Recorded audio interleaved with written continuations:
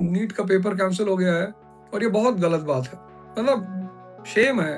IAS से भी ज्यादा मेहनत है नीट की तैयारी में। प्रधानमंत्री जी ने घोषणा की है कि भाई सोना ना खरीदें, कोई स्ट्रिक्ट एक्शन नहीं, कोई कठोर सजा नहीं।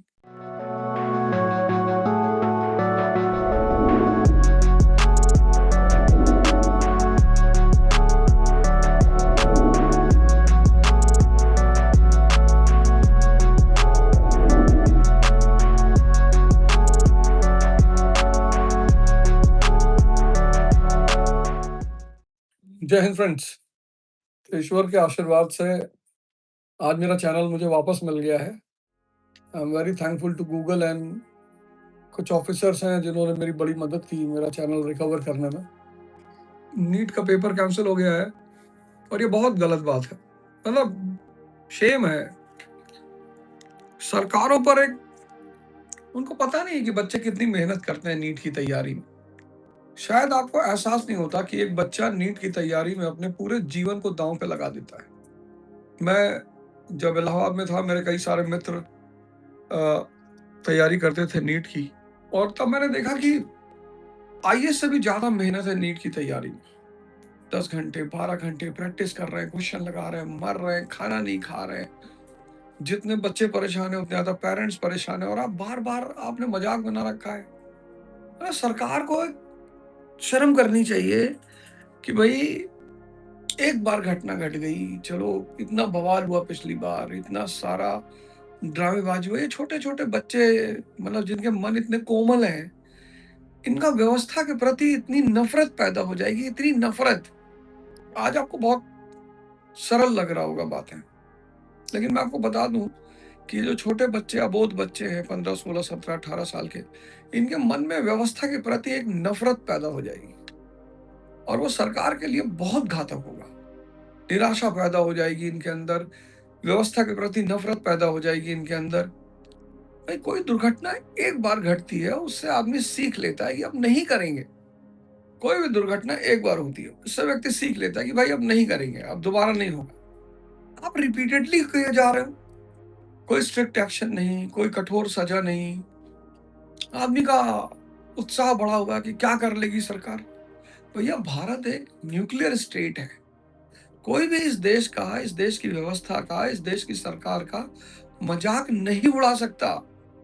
आपको पता है पेपर देने के लिए कितनी मानसिक प्रताड़ना से बच्चा गुजरता है। एक एग्जाम देने के लिए कितनी मानसिक प्रताड़ना से बच्चा गुजरता है, मानसिक दर्द से। और जब वो पेपर कैंसिल होता है तो मुझे लगता है ऐसा मृत्यु जैसा आभास होता होगा व्यक्ति को। जब वो पेपर कैंसिल होता है बहुत दर्द होता होगा, बहुत दर्द होता होगा। ये सब चीजें बहुत घातक होती जा रही हैं, बहुत घातक। मतलब ये क्या तरीका है सरकार का, क्या तरीका है सरकार का निपटने का। एक स्टैंडर्ड तो सेट करिए कि हाँ भाई अब दोबारा ऐसा नहीं होगा, और अगर कोई करने की गुस्ताखी करे उसकी रूह कांप जाए कि नहीं यार, दोबारा परीक्षा से अगर मजाक किया तो सरकार को इस मामले में कठोर से कठोर रवैया अपनाना चाहिए। अब तो बहुत हो गया, हद हो गया। पहले एक होती है लिमिट ना, ये लिमिट क्रॉस होने वाली बात हो गई। कहता ना लिमिट क्रॉस होने वाली बात, ये लिमिट क्रॉस होने वाली बात हो गई। युवा जिस तरह से परेशान हो रहा है, जिस तरह से परेशान है वो, मतलब बहुत दर्द में है युवा, बहुत परेशानी में है युवा। और एक तरह से मैं कहूं तो सरकार को बहुत कठोरतम कदम अब उठाना। मजाक उड़ रहा है भारत सरकार का, भारत की प्रशासनिक व्यवस्था का बहुत मजाक उड़ रहा है, हर चीज पे उड़ रहा है। मतलब हम विश्व गुरु बनेंगे, हम ये करेंगे, हम वो करेंगे, वो सब तो ठीक है, चलो बड़ी अच्छी बात है। तो सरकार को इस मुद्दे को बहुत ही गंभीरता से लेना चाहिए, बहुत गंभीरता से। मतलब एकदम बिल्कुल भी आप अंदाजा नहीं लगा सकते एक बच्चे का दर्द का। अब नेता लोगों को कोई दिक्कत होता नहीं, भाई नेता के बच्चे नेता बन जाएगा, उसकी सीट कंफर्म हो जाएगी, वो कहीं से विधायक हो जाएगा, सांसद हो जाएगा। लेकिन मिडिल क्लास के लोगों के पास इसके सिवा ऑप्शन ही क्या है। शायद ही कोई नेता हो जिसका बच्चा पीएमटी मेडिकल का एग्जाम दे रहा हो।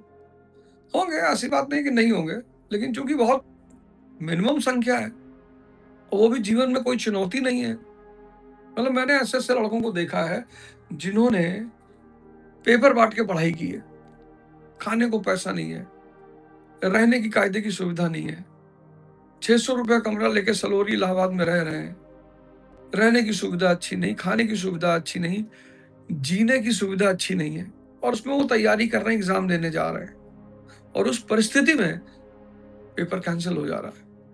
आप सोचो कितनी पीड़ा की बात है, कितनी दर्द की बात है, बहुत गलत बात है।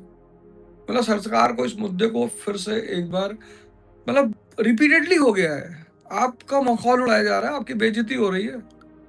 खैर, प्रधानमंत्री जी ने घोषणा की है कि भाई सोना ना खरीदें, तेल का इस्तेमाल कायदे से करें, घूमने ना जाएं, तो सरकार की अपील को एक पॉजिटिव ढंग से लेना चाहिए, बिल्कुल लेना चाहिए। अगर देश को हमारी जरूरत है तो हमें देश के काम आना ही चाहिए। अब किसने क्या किया, किसने सही किया, किसने गलत किया, वो सब बाद में चर्चा का विषय है। लेकिन अगर प्रधानमंत्री जी ने ये अपील की है देश से कि भाई देश हमें सहयोग करे और चीजों को हमें स्थापित करने में हमारी मदद करे, तो मुझे लगता है कि देश को प्रधानमंत्री के साथ खड़ा होना चाहिए, बिल्कुल होना चाहिए, एकदम होना चाहिए। राजनीति संकट खत्म होने के बाद भी की जा सकती है और की ही जानी चाहिए, लेकिन जब तक संकट है तब तक सबको मिलजुल कर इस संकट का सामना करना चाहिए। जिंदगी को कभी भी बदला जा सकता है, जिंदगी बदलने की कोई उम्र नहीं होती, जिंदगी बदलने के सिर्फ एक घटना घटती है और आपकी जिंदगी बदल जाती है, पॉजिटिवली या नेगेटिवली। तो जिंदगी बदलने की कोई उम्र नहीं होती, जब आप सोच लेते हो आपके जीवन बदल जाता है। और जैसा कि मैंने आपसे कहा कि ओके का जो कोर्स है, उस कोर्स को आप जरूर ले लें। मतलब मैं आपको बता रहा हूँ कि वो कोर्स आपका, अभी मैं, एक आईएएस टॉपर है, उसका रिव्यू कराने ही वाला है। उसने मुझसे कहा कि आपकी मॉडर्न इंडिया का कोर्स करके मुझे समझ में आया कि आईएएस तैयारी का मतलब क्या होता है, आईएएस का मतलब क्या होता है। और बोला, मैं अपने माँ बाप को रिकमेंड किया कि ओझा सर का ये कोर्स आप पढ़ो। बहुत जल्दी उसका रिव्यू आपके सामने आने वाला है, तो आप ओके का कोर्स जरूर ले लें। आप 10th में है, 11th में है, 12th में है, आप जरूर ले लें, क्योंकि उससे आपको ये पता चल जाएगा कि भाई साहब पढ़ाई क्या है, पढ़ते कैसे हैं, नोट्स कैसे बनाते हैं, पढ़ाई और कंपटीशन में अंतर क्या है।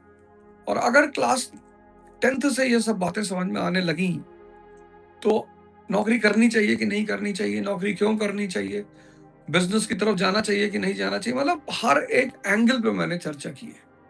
12th के बाद सबसे पहला कदम क्या उठाना चाहिए? पहला कदम है इकोनॉमिक स्टेबिलिटी। सबसे पहला कदम कि आपको अपनी आर्थिक स्थिरता पे काम करना चाहिए, करना ही चाहिए। आज का जो समय है वो सिर्फ और सिर्फ तैयारी का समय नहीं है। किसी को भी लगता है कि जीवन के किसी मोड़ पे मैं फंस गया हूं, तो आप काउंसलिंग ले सकते हैं। 9217046989, ये नंबर सिर्फ मैसेज का नंबर है, पेड है।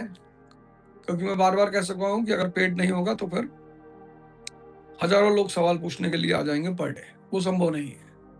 और जितने लोग 11th-12th में हैं, उन्हें फ्यूचर प्रोस्पेक्टिव को ध्यान में रखते हुए ओके का कोर्स जरूर लेना चाहिए, लेना ही चाहिए। आपका 10 लाख रुपया बचेगा और आपका कम से कम 5 साल बचेगा। आप बहुत भटकने से बच जाएंगे, इतना महत्वपूर्ण है वो कोर्स। जय हिंद, जय भारत।